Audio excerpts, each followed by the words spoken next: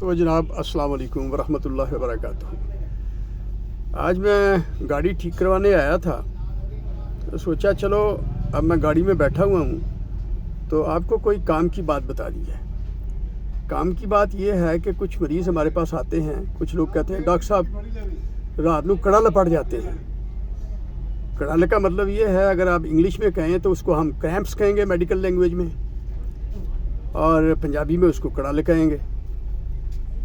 ये दरअसल कड़ल जो होते हैं, ये काफ मसल जो है ना, ये हमारा इसका स्पैज़म होता है, स्पैज़म हो जाता है। जब वो कंटिन्यूसली कॉन्ट्रैक्शन में चले जाते हैं तो फिर वो जगह जो है वो उसमें पेन महसूस होती है। जब तक वो रिलैक्स नहीं हो जाते तब तक बंदे को सुकून नहीं मिलता। अब इसकी वजह क्या है? वजह तो इसकी बहुत सारी हैं, लेकिन एक वजह जो इसकी है वो मैं आपको बताता हूँ। ये मैग्नीशियम की कमी भी हो सकती है, ये कैल्शियम की कमी भी हो सकती है, ये पोटाशियम की कमी भी हो सकती है। ये तीन एलिमेंट जो हैं, मैग्नीशियम, कैल्शियम, पोटाशियम, इनका बड़ा रोल है। कॉमनली इन्हीं की वजह से होता है।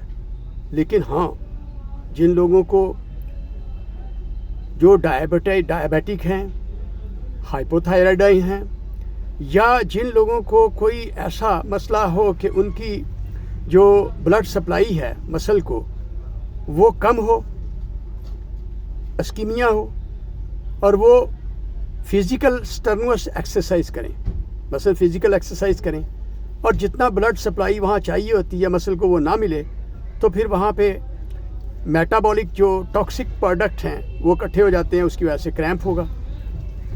लेकिन मैं आपको सिर्फ यही बताऊंगा कि पोटाशियम, कैल्शियम और मैग्नीशियम क्या करते हैं।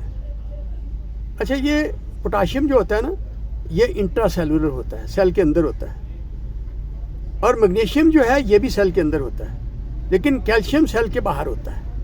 अब क्या होता है कि जब कॉन्ट्रैक्शन होती है तो कैल्शियम अंदर जाता है और पोटाशियम बाहर आता है। अब मैग्नीशियम क्या करेगा कि जब वो एक रीपोलराइजेशन होती है, एक डीपोलराइजेशन होती है, जब कॉन्ट्रैक्शन हो जाती है तो उसके बाद मैग्नीशियम क्या करेगा कि कैल्शियम को कहेगा, it will force the calcium to go outside the cell and let the calcium come inside the cell. जब ये फिनोमिना होगा तो मैग्नीशियम का क्या काम है कि पहले तो कैल्शियम अंदर आया और पोटाशियम बाहर चला गया, और फिर उसके बाद मैग्नीशियम ने उसको पुश करना है कि भाई कैल्शियम, भाई तुम बाहर जाओ और पोटाशियम को अंदर आने दो। तो ये कॉमन सा मैं आपको एक बात बता रहा हूँ कि किस तरह ये कॉन्ट्रैक्शन होती है। कॉन्ट्रैक्शन पोटाशियम के अंदर जाने से, पोटाशियम के बाहर जाने से और कैल्शियम के अंदर जाने से होती है। उसके बाद जब मसल रिलैक्स होता है तो मैग्नीशियम जो है वो कैल्शियम को बाहर भेजता है और पोटाशियम अंदर आता है तो मसल रिलैक्स हो जाता है। तो ये इसकी कोई जो जो पैथोफिजियोलॉजी है कुछ इस किस्म की है। तो इसमें क्या है, अब मैग्नीशियम की कमी होगी। आप केले खाएं, 1 से 2 केले खाएं, 400 मिलीग्राम उसमें होता है। मैग्नीशियम जो डेली रिक्वायरमेंट है वो भी हमें पता होना चाहिए कि ब्लड में कितना मैग्नीशियम है। 1.7 से लेकर तो ये 4.7 तक जो है ये मैग्नीशियम जो है मिली इक्विवेलेंट पर लीटर होता है, ठीक है ना। इसी तरह जो पोटाशियम है वो 3.5 से लेकर तो 5 तक मिली इक्विवेलेंट पर लीटर होता है। कैल्शियम का तो आपको पता ही है, 8 से 10 मिलीग्राम पर 100 सीसी होता है। तो लिहाजा इन तीनों की कमी नहीं होनी चाहिए।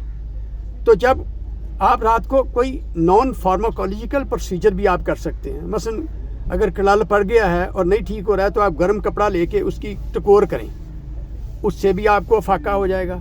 या कोई मसाजर है तो मसाजर उसके ऊपर यूज़ करें, उसमें भी हो जाएगा। लेकिन इन जो एलिमेंट्स हैं कैल्शियम, पोटाशियम, मैग्नीशियम, इनकी कमी को आपने पूरा ज़रूर करना है। कैल्शियम आपको पता है डेयरी प्रोडक्ट में, दूध, दही, लस्सी, इनमें ज़्यादा होता है। पोटाशियम जो है वो केले में होता है। इस तरह मैग्नीशियम भी जो है वो भी केले में होता है। केला है, ये माल्टे संतरे हैं, फ्रूट, सिट्रस फ्रूट्स, इनमें होता है। और ये जो कहते हैं जी कद्दू में भी होता है, पम्पकिन उसको कहते हैं। इस तरह हमारे जो इलाका है यहाँ पे तो फलों की कमी नहीं है, मुख्तलिफ़ किस्म के फल हैं जिनमें ये सारी चीज़ें होती हैं। तो अगर हमारी जो खुराक है वो बैलेंस हो, जिसमें मुनासिब मिक़दार में vitamins, minerals, carbohydrates, protein and fats, 5 चीज़ें। इसमें कार्बोहाइड्रेट्स, प्रोटीन और फैट जो हैं ये मैक्रो जो न्यूट्रिएंट्स हैं उसमें आ जाते हैं, और जो बाकी चीज़ें हैं विटामिन्स और मिनरल्स ये माइक्रो न्यूट्रिएंट्स से आते हैं। माइक्रोस के बाद बिल्कुल थोड़ी सी मिक़दार में चाहिए होते हैं। तो लिहाजा ये है कुछ इसका जो कड़ल पड़ जाते हैं इसका।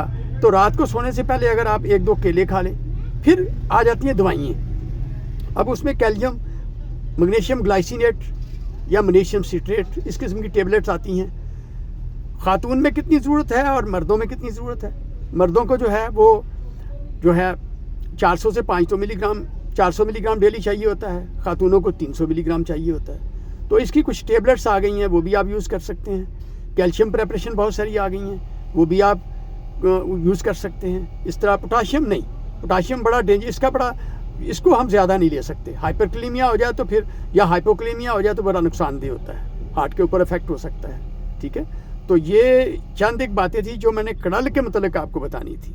क्रैम्प्स, लेग्स क्रैम्प्स, तो लिहाजा ये अगर मेरी वीडियो आपको पसंद आए तो इसको आप अपने कमेंट्स भी दें, इसको लाइक भी करें और शेयर भी करें, ताकि वो लोग जिनको रात को कड़ल पड़ते हैं वो मेरी इन चंद एक बताई हुई बातों के अमल करके तो वो इस तकलीफ़ से बच सकें। अपना बहुत सारा ख्याल रखिएगा।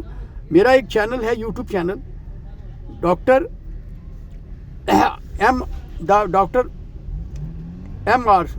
एम आसिफ राना, उसको सब्सक्राइब कर लें। इस वाला टिकटॉक में भी है डॉक्टर RM आसिफ, तो उसमें भी है मेरी बहुत सारी वीडियो पड़ी हुई हैं, हेल्थ से रिलेटेड भी हैं और जनरल भी हैं। तो उम्मीद करता हूँ कि आपको बहुत फ़ायदा होगा। वस्सलाम।